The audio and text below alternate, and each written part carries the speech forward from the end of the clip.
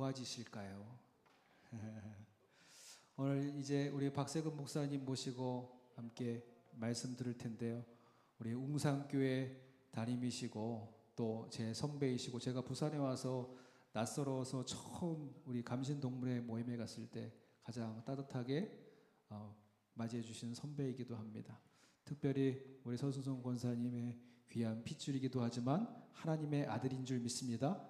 너 하나님의 사람아, 하나님이 세우신 우리 웅산교회 담임 목사님이신 우리 박세근 목사님 목회 활동에서도 큰 열매를 위해 꼭 기도해 주시고, 가정을 위해서도 기도해 주시고, 자녀들을 위해서도 기도해 주시고, 또 웅산교회가 그 지역에 선한 영향력으로, 그리고 다음 주에 또 어른들을 모시고 삼계탕으로 섬기는 시간도 가지신대요. 그런 모든 활동들이 선한 영향을 끼칠 수 있도록 뜨겁게 함께 기도해 주시길 부탁드리겠습니다. 우리 박수로 우리 목사님 맞이하겠습니다. 기도하겠습니다. 거룩하신 주님, 감사합니다. 부족한 종이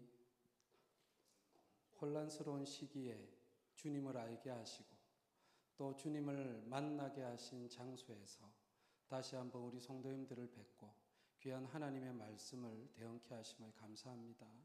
이 시간이 주님께는 영광이요 또 저와 우리 모든 성도님들에게는 귀하고 복된 은혜의 시간 되도록 주여 역사해 주시옵소서. 감사하며 예수님의 이름으로 기도합니다. 아멘. 반갑습니다. 네.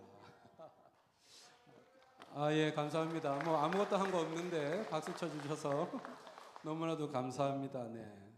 우리 그래도 너무나도 정겨운 우리 장로님들, 권사님들, 뭐 집사님들, 성도님들 다 뵐 수 있어서 이제 나이가 50이 넘어가니까요. 저 멀리 얼굴이 잘 안 보입니다. 죄송해요. 그래서 좀 이해해 주세요. 이렇게 확인이 피하 식별이라 그러거든요. 식별이 조금 안 되는 부분들이 좀 있습니다. 가까이는 잘 보이는데 멀리가 안 보이더라고요. 안경 쓰시는 권사님들 계시네요. 저랑 제가 성도님들하고 만나면 인사하는 게 있는데요. 한번 그 인사를 한번 해보겠습니다. 센스를 한번 체크해 보려고 하는데요. 우리 성도님들 때문에 행복합니다. 할렐루야. 역시 장로님 센스가 넘치십니다. 제가 우리 성도님들 때문에 행복하면 우리 김호영 목사님 너무나도 감사합니다. 초청해 주셔서. 우리 부암교회는 누구 때문에 행복해야 됩니까? 목사님 때문에 행복해야죠. 제가 목사잖아요. 그러면 이 앞에서 설교하는 사람이 우리 성도님들 때문에 행복합니다. 그러면 누가 어떻게 하셔야 되죠? 아멘. 역시 이제 센스가 있으시네요. 다시 한 번 더 하겠습니다. 우리 성도님들 때문에 행복합니다. 아멘. 앞뒤 옆에 분 인사하시죠. 사랑하고 축복합니다. 예. 서로 행복하셨으면 좋겠어요.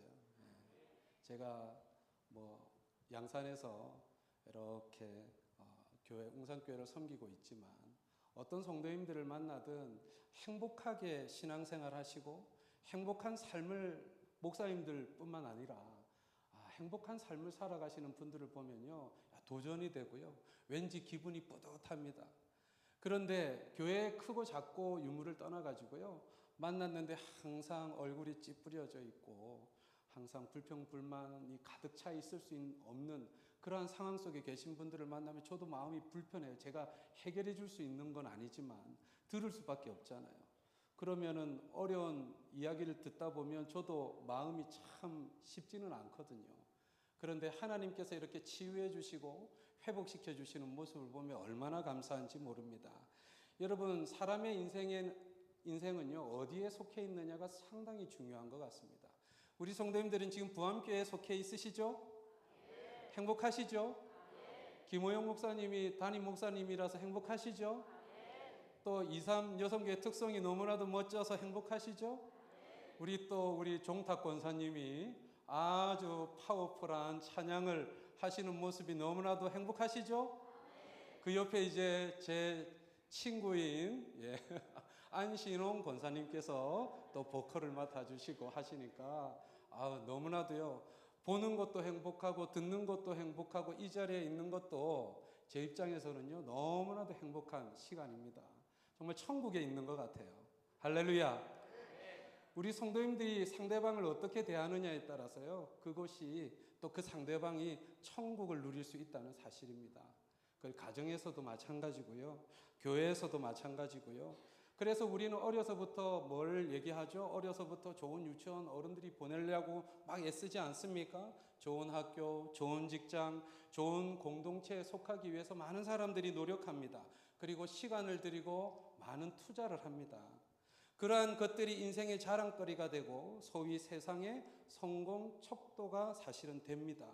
우리의 대부분의 기도의 제목은 그것을 추구하고 있는지도 몰라요. 그런데 성경에서 제가 좋아하는 인물 중에 사도 바울이라는 인물이 있습니다.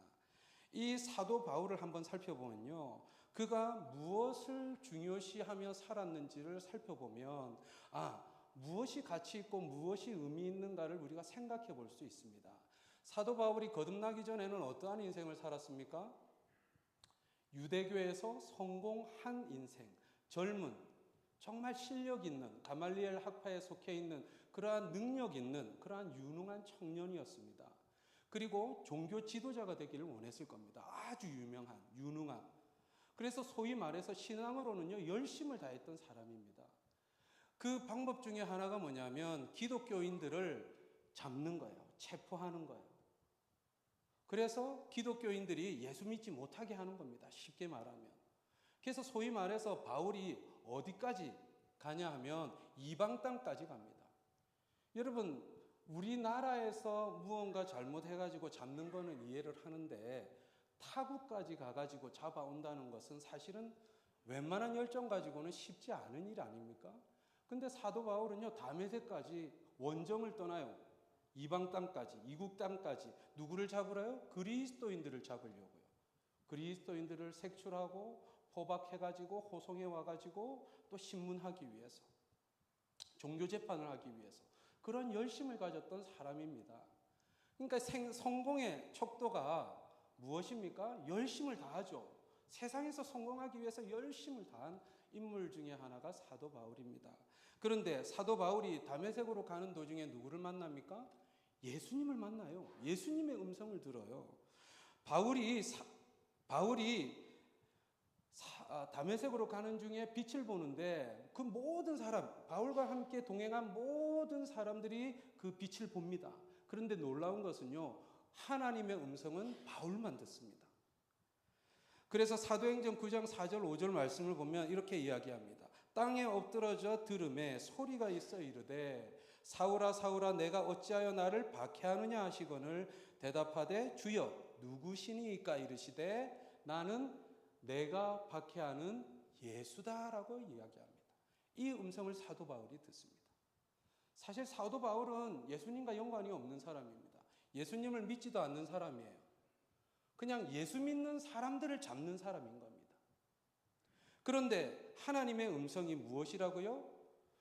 나는 네가 박해하는 예수다라는 음성을 듣고요, 바울이 완전 꼬꾸라집니다. 그로 인하여서 바울이요, 가치관이 달라져요. 신앙관이 달라지고요, 성공관이 달라집니다.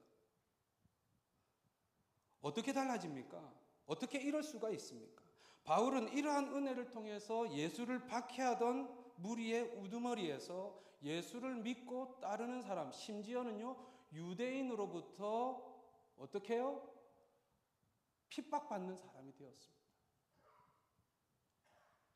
이후 바울은 로마에서 코끝의 호흡이 멈추는 그 순간까지 믿음에 순종하여서 복음을 전하는 사람으로 완전히 바뀌게 됩니다. 어떤 사람이었는데요? 유대교에서 유능한 사람이 되려고 애쓴 사람이에요. 그런데 예수님을 만났더니 어떤 사람으로 바뀌었어요? 높은 자리 중요하지 않아요. 바울은 복음 전하는 것이 중요하다라고 여기고 코끝에 호흡이 멈추는 그 순간까지 복음을 전하는 사람으로 변화되었다는 사실입니다. 이것을 우리는 생각해 봐야 합니다. 오늘 본문에서 예수님의 말씀은요, 예수님을 판 가룟 유다를 제외한 11명의 제자들에게 주님이 말씀하고 계십니다. 예수님은 그들의 연약함을 너무나도 잘 아셨어요. 여러분, 사람이 아무리 건강해 보이고 아무리 완벽해 보이고 아무리 무서워 보여도요, 약하면 남자들이 그렇잖아요. 50, 60, 70 되면 말 잘 듣죠? 그죠? 힘이 좀 빠져야 돼. 힘이 있을 때는 말을 안 들어. 근데 힘이 빠지니까 이제 집으로 이렇게 들어오시는 것 같아요. 말도 잘 듣고 하라는 대로 하고. 옛날에는 성질 부리더만 성질도 어디 갔는지 모르겠어요. 그죠? 장로님은 예전부터 성질이 없으셨던 것 같은데. 자, 그 제자들의 연약함을 주님은 너무나도 잘 아셨습니다. 모르시는 게 아니에요. 우리는 오늘 본문의 예수님의 기도를 통해서 예수님께서 이 제자들, 믿음의 사람들에 대한 태도, 마음의 상태가 어떤지를 한번 살펴보고 마치려고 하는 겁니다. 자, 예수님은 제자들을 어떻게 부르셨냐면 6절 상반절 말씀에 보면 색깔 칠해진 분 한번 보시면요. 읽어볼까요? 시작. 세상 중에서 내게 주신 사람들에게. 자, 지금 예수님께서 기도하시는 기도의 내용 중에 예수님께서 이 제자들을 어떻게 표현하느냐? 아버지께서 내게 주신 뭐다? 사람들이라는 거예요. 우리 성도님들은 예수님의 입장에서 보면 아버지께서 예수님께 주신 뭐다? 사람이라는 거예요. 여러분의 존재 가치가 그렇다는 거예요. 하나님의 사람인데 하나님 아버지께서 예수님께 주신 사람이라는 거예요. 여기서 제자들을 영적인 의미로는 오늘을 살아가는 우리 모든 크리스찬들을 이끌을 수 있습니다. 세상 속에 많은 사람들 중에 예수님의 우선순위가 누구였다고요? 내게 주신 사람들, 여러분이라는 거예요. 여러분이 그만큼 가치 있고 의미 있는 사람들이라는 거예요. 믿으십니까? 정말 아멘이십니까? 그런 삶을 사셔야 돼요. 내가 그렇다는 예수님의 기도 내용이라니까요. 저의 기도의 제목이 아니에요. 예수님의 기도의 내용이에요. 예수님의 기도의 내용을 더 살펴보면 9절 말씀을 한번 보시죠. 9절 말씀에 보면 이렇게 말씀합니다. 내가 그들을 위하여 비옵나니 내가 비옵는 것은 세상을 위함이 아니요 내게 주신 자들을 위함이니 그들은 아버지의 것이로소이다. 내용이 이해되십니까? 예수님께서 우리를 위해서 뭐 하신다는 거예요? 기도하신다는 거예요. 예수님께서 그들을 위해서 내가 그들을 위해서 비웃는다. 내게 맡겨준 사람들을 위해서 뭐 하신다는 거예요? 중보하신다는 거예요. 누가요? 여러분 어느 누구의 기도보다 예수님의 기도보다 중요한 기도가 있습니까? 여러분은 예수님의 기도를 지금 받고 있는 사람들이라는 거예요. 목사의 기도도 중요하지만 예수님의 만지심, 예수님의 터치하심이 지금 이 시간에도 여러분에게 함께 하시기를 축원합니다.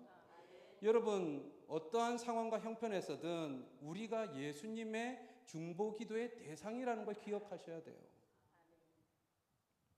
왜 그렇습니까? 여러분 이 말씀이 여러분 삶의 중심이 되고 위로가 되고 소망이 되셨으면 좋겠어요. 제가 좋아하는 말씀 중에 로마서 8장 26절 말씀 이런 내용입니다. 이와 같이 성령도 우리의 연약함을 도우시나니 우리는 마땅히 기도할 바를 알지 못하나 어떻다고요? 오직 성령이 말할 수 없는 탄식으로 우리를 위하여서 뭐한다? 친히 간구하신다. 야, 너 기도해?가 아닙니다. 친히 간구하신다. 누구요? 성령께서 친히 간구하신다. 여러분 이것만큼 중요한 게 어디 있습니까? 우리는 성령님의 탄식함의 기도. 한번 생각해 보세요. 성령님이 왜 탄식하고 있겠어요? 여러분 열심히 신앙생활하고 있는 바울을 한번 생각해 보세요. 사울. 유대인으로서의 최고의 왕자에 오르려고 가말리엘 학파에서 수학하고 최고의 권위를 가지려고 했던 그 사울의 모습을 한번 보세요. 세상적으로는 완벽하죠. 퍼펙트합니다. 그런데 하나님이 보실 때, 예수님이 보실 때는 어떻게 했다는 거예요? 탄식이 나오는 거예요.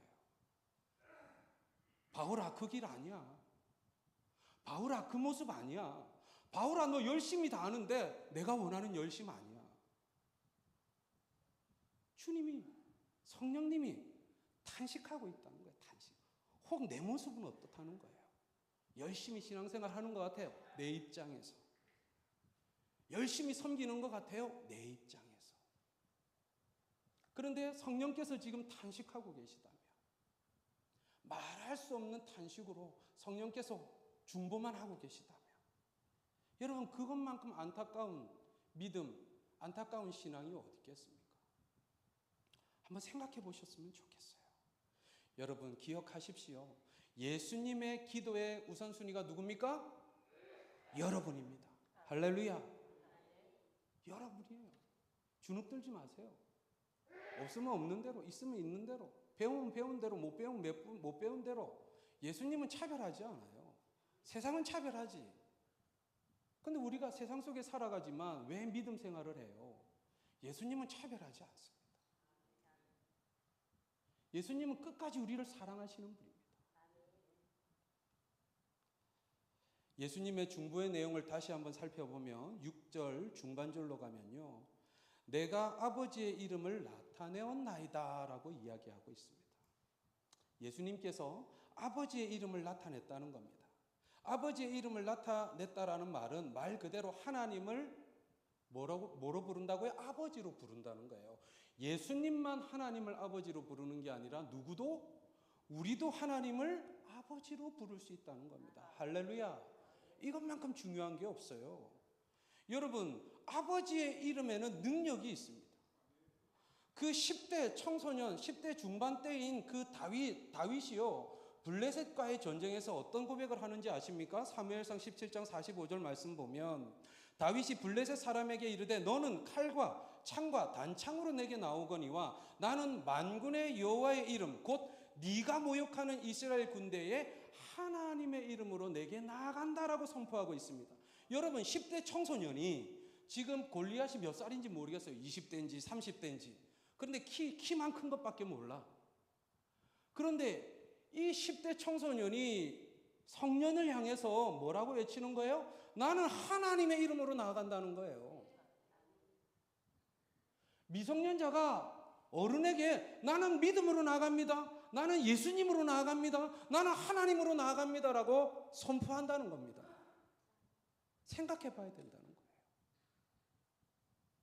다윗이 신앙이 연륜이 쌓여졌을 때 이런 고백을 한 게 아니에요. 10대 때 어림에도 불구하고 이런 믿음을 가지고 주님을 섬겼다는 겁니다. 여러분 입술에서 아빠, 아버지, 주여라는 이름이 끊임없이 표현되어지는 귀하고 복된 믿음 되시기를 축원합니다. 우리 영상을 하나 보았으면 좋겠습니다.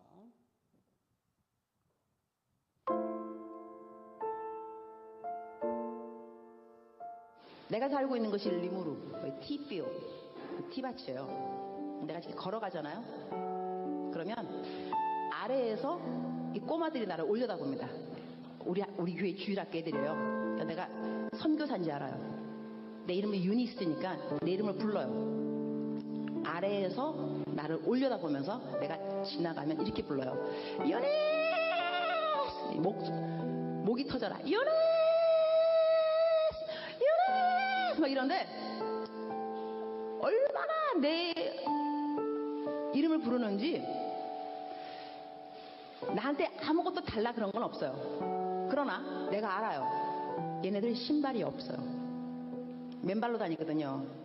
근데 유네스 할 때 저것들 신발이 없는데 신발 사줘야지 그 생각이 들어요. 그 다음에 또 유네스 이러면 저 녀석들 밥을 하루에 한 끼 먹는데 밥도 좀 많이 줘야 되는데 빵을 사줄까? 또 유네스 이러면 쟤네들 학교도 없는데 내가 돈 많이 있으면 학교도 지어주면 좋겠다. 이런 생각을 해요. 선한 생각이 계속 나게 있다는 이야기예요. 근데 걔네들이 그 누구도 나한테 유네스 신발 없어요. 신발 사주세요. 아무도 안 그랬어요. 그러나 내 이름을 부르는 순간순간 쟤네들 뭐가 필요한데? 이게 무슨 이야기냐 하면 여러분이 기도할 때 쥐야 이러면은요 여러분의 마음을 하나님이 왜 모르겠어요. 여러분 필요한 거를 하나님이 아세요. 그리고 하나님이 여러분을 정말 사랑하세요. 죽고 싶지 왜 안 죽고 싶겠어요? 그러나 부르짖어야 말이지. 부르짖지 않으면 또 하나님의 마음이 또 감동이 안 간다니까. 그래서 오늘은 여러분의 필요가 있을 겁니다. 어떤 것이 필요로 하는지, 그것이 공부인지 돈인지 건강인지 관계 회복인지 아니면 영성의 회복인지 하나님 알고 계십니다. 겉으로 크게 내가 말로 표현하기 싫으면, 어려우면, 불편하면 그냥 주여 이름을 부르세요. 주여, 주여. 아멘. 주여 한번 불러볼까요? 시작. 주여! 자, 아버지 한번 불러볼까요? 시작. 아버지! 여러분, 부르시는 우리 성도님들 되시기를 축원합니다. 아버지를 찾으셔야 합니다. 여러분, 아버지를 부르셔야 해요. 아버지께서 여러분의 인생의 시간을 선하게 붙들어 주실 겁니다. 아버지가 뭐 이상한 거 주시겠어요? 좋은 거 주시죠. 좋은 거. 저는 저희 박내성 권사님이 부암교회를 다니신 것을 기적이라고 생각합니다. 물론 우리 서순동 권사님도 계시지만은 기적이에요. 제가 처음 기억나는 거는 교회 와가지고 예배 마치고인가 언젠지 모르겠는데 여기에 하얀 거를 꽂고 계셨어요. 하얀 거 아십니까? 하얀 거? 구름과자.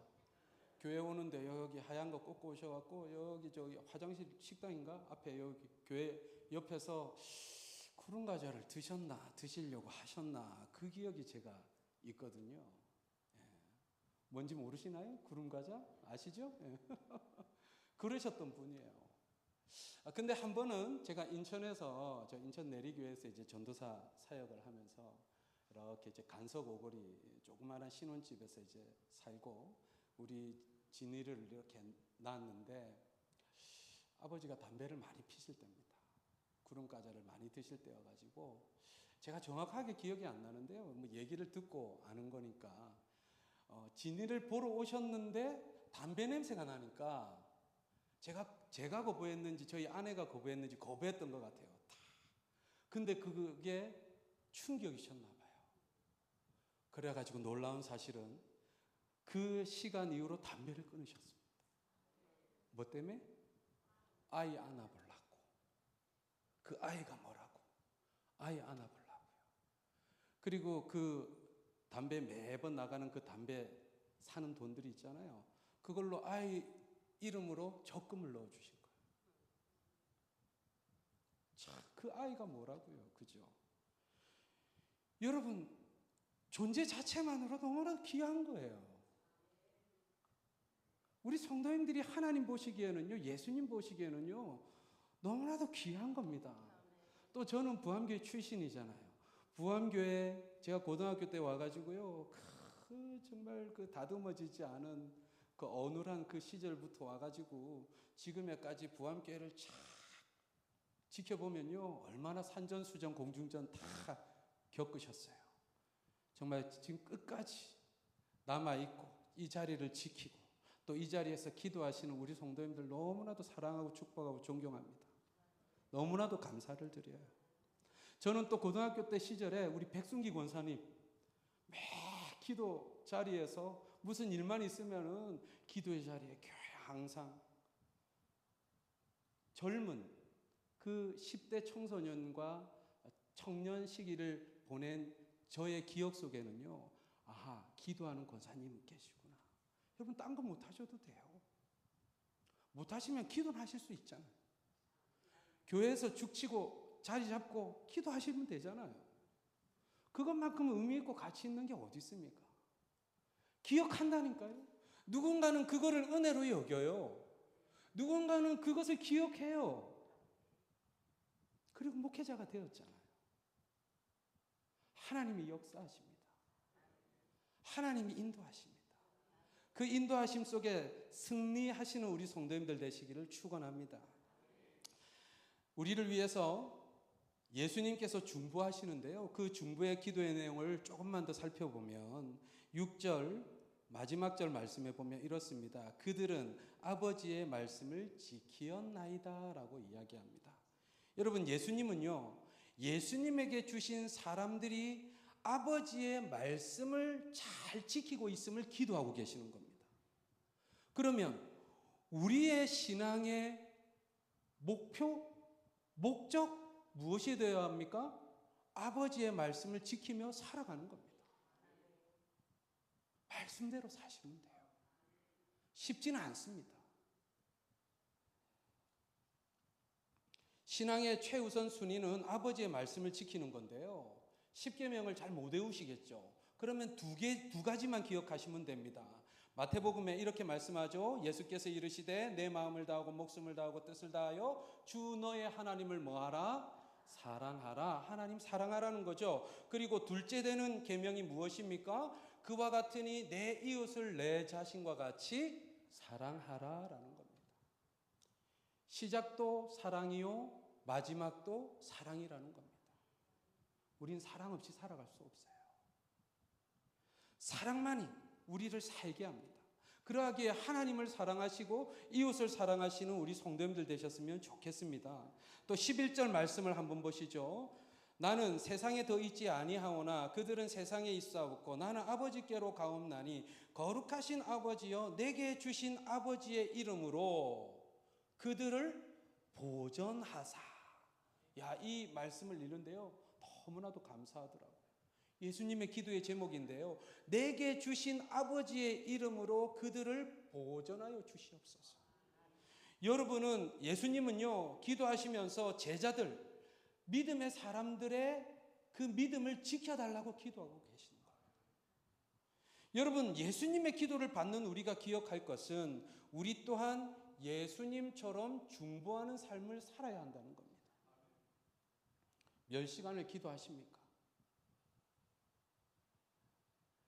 몇 시간을 주님을 생각하십니까?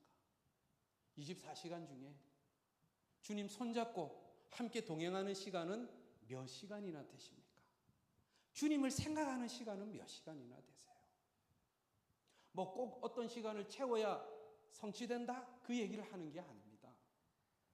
예수님은 우리가 예배드리는 이 예배 시간에도 함께 하시지만 주님께서 더 원하시는 것은 우리 성도님들의 일상의 삶 속에서 주님과 동행하는 삶을 살기를 원하신다는 겁니다. 그게 중요한 거 아니에요? 교회에서는 행복하고 할렐루야 찬양하는데 직장이라든지 학교라든지 밖에 나가서는 너무나도 불행해. 이것만큼 불행한 인생이 어디 있어요? 여러분, 직장에서도 신나고 기쁘고 감사하고. 왜?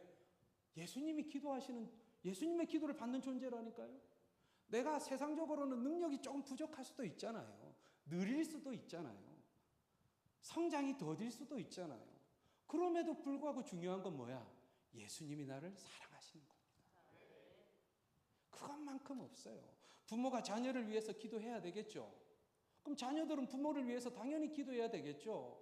제가 10대 때 제일 기도했던 것 중에 하나가 뭐였겠어요? 부모님 교회 나가게 해달라고. 근데 결혼하고 나서야, 부안교회를 떠나고 나서야 하나님이 응답해 주셨어. 할렐루야. 제가 있을 때는 응답도 안 해주셨다니까요. 근데 왜 응답해 주셨죠? 기도를 멈추지 않으니까. 응답될 때까지 기도하니까. 그런 겁니다. 하나님이요, 우리의 태도를 보고 계시는 거예요. 하나님이 능력이 없어서 안 들어주시는 게 아니에요. 기억하세요. 우리의 태도, 내가 금방 기도했다가 내 뜻대로 안 되니까 성질 부리고 옷 확 풀어 헤치고 안 할랍니다. 하나님 필요 없습니다. 우리의 태도를 보고 계시다니까요. 우리 성도님들의 태도는 어떠세요? 믿음의 태도, 신앙의 태도, 또 말씀을 지키는 태도는 어떠십니까? 그 태도가 너무나도 중요하다는 거죠. 목회자가 누구를 위해서 기도하겠어요? 성도님들을 위해서 당연히 기도하죠. 성도님들은 누구를 위해서 기도해요? 당연히 목회자를 위해서 기도해야죠. 목회자를 위해서 기도 안 하는데 무슨 교회에 평안이 있겠어요? 내 마음에 안 들어도 기도하셔야 돼요. 왜? 아버지의 뜻이니까. 그것이 말씀을 지키는 거예요. 그게 말씀을 지키는 거예요. 딴 거 아니에요. 성도가 목회자를 위해서, 속장이 속도원을 위해서, 속도원이 속장 인도자를 위해서, 선교회 회장이 선교회 회원들을 위해서, 회원이 선교회 회장을 위해서 기도해야 하는 겁니다. 일방적인 게 아니에요. 왔다 갔다 같이 해야 하는 겁니다. 그래야 행복한 가정, 행복한 선교회, 행복한 교회, 행복한 신앙이 되는 거예요. 다른 거 없습니다. 그리스도인으로 살아간다는 것은 뭔지 아십니까? 그리스도인으로 살아간다는 것은 내게 맡겨진 사람들을 위해서 기도하는 겁니다. 딴 거 아니에요. 일 좀 못하셔도 돼요. 교회 일 좀 못할 수도 있지. 달란트가 조금 부족해서 못할 수도 있잖아요. 뭐 비난받을 일인가? 그죠? 중요한 건 뭐예요? 내게 맡겨준 사람들을 위해서 내가 기도할 수 있어요. 그러면 된 겁니다. 응답은 누가 해주시는데요? 저분이 해주시잖아요. 내가 응답 안 해요. 내가 어떻게 능력이 없는데. 능력 없으니까 기도하죠. 능력 있으면 기도하시겠습니까? 다 내 힘으로 내 능력으로 하지. 우리 성도님들도 잘 안 되는 거 기도하지. 잘 되는 거 기도합니까? 그렇잖아요. 마찬가지예요. 아버지께서 여러분에게 맡기신 사람들이 있습니다. 기억하세요. 함부로 대하고 있지는 않습니까? 무관심하고 있지는 않습니까? 무시하고 있지는 않아요? 하나님이 맡기신 건 분명한데 내 마음에 안 들어. 그래서 막 고치려고 해. 때로는 말 안 들으면 무관심하게 대하고 막 대하고. 혹여나 여러분과 마음과 뜻이 다른 사람들이 있어도 모두가 아버지의 사람들입니다. 기억하셔야 돼요. 함부로 대하시면 안 돼요.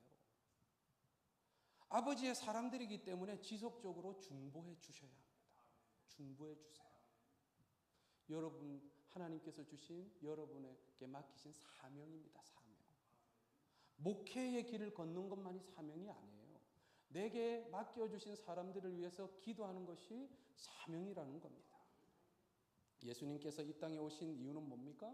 죄로 죽을 수밖에 없는 우리를 구원하시기 위해 오신 거 아닙니까? 그래서 우리를 구원해 주셨잖아요. 할렐루야. 그러면 구원받은 자다운 삶을 이제 살아가면 되는 겁니다.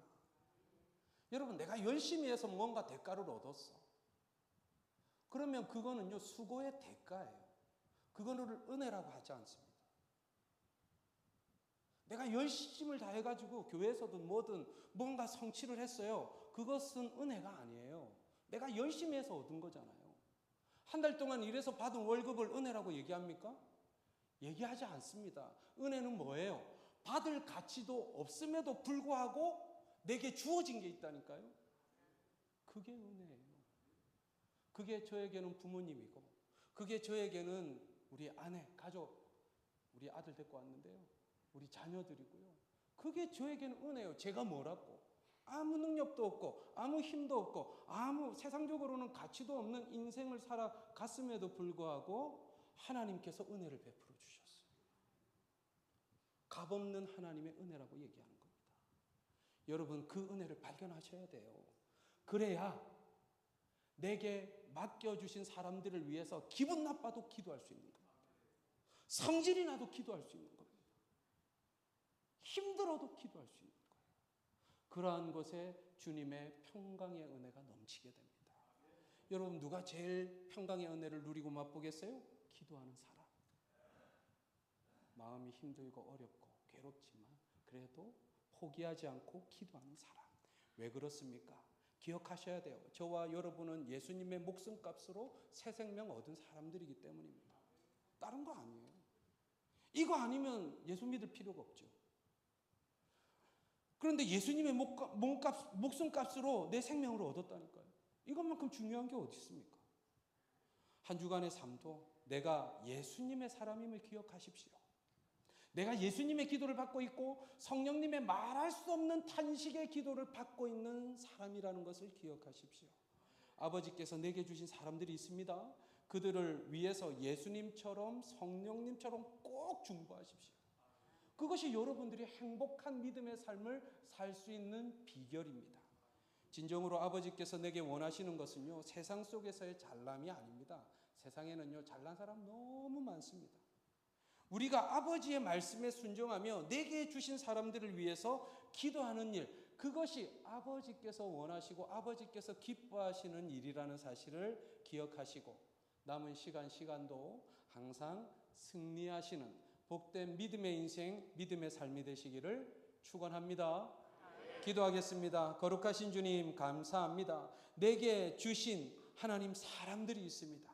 그 사람들을 위해서 예수님이 기도하신 것처럼 우리 또한 기도하는 인생, 기도하는 믿음 되겠습니다. 주여, 이 기도가 끊이지 않도록 성령께서 날마다 역사하여 주시고 함께하여 주시옵소서. 감사하며 예수님의 이름으로 기도합니다.